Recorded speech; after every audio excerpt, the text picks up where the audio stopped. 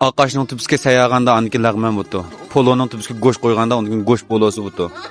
Şu pul tepishingiz kerak, şu lag'man polo ne uchun pul ketdi? Bir sazma ağızga abdan pul gidiyordu. Ay ben sana ne çıkardın ne mi var? Bak kuru kaşı ne içtim gaskın bagabda koçu. Ne yaptın sen olmapta? Bekle mi? Bekle mi? Ay ben sana bekle. Bunda gap anda olsa ertem muşu min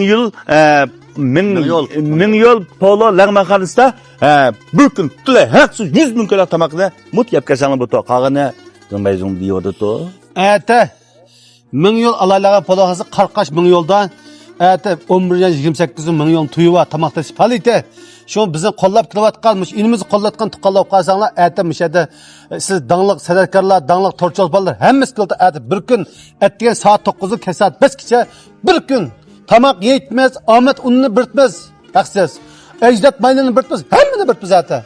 Haksız. Oy, anda olsa orne. Əmisi bizim ornamız yani Qarqaş şəhərçi yani münatibidin tədbiqat tərbiqi 200 metr mansan yolun soqal tərbiqi yani 1000 yıl alaydıllıq mən poloqanı şu qandaqa viskini köydünüz mü? Ha köydüm. Viska mı ne? Ay ot kaça val kıtıra közünü kamaştırıp. Anda olsa etim işletipti nakşa, sennet, uyan, tamaşa. Məmi bakma. Mişede hemmimiz dışarı şokla etmez. Kilip aksız tamak yap, senet para ettin, köp kessanlı bu to. Asas taqıp qanla can faqınla qo'llashishni bir ta yurak biringlar biz xo'sh o'tmaz. Endi qarab tursanlar asas tugida mumkin bo'lsa o'tkazayotganlar bilak do'yin ko'ranglar bakma. Baqlamsa. Ha, keyingilarni ko'rib tursanlar bu to. Unda bo'lsa rahmat.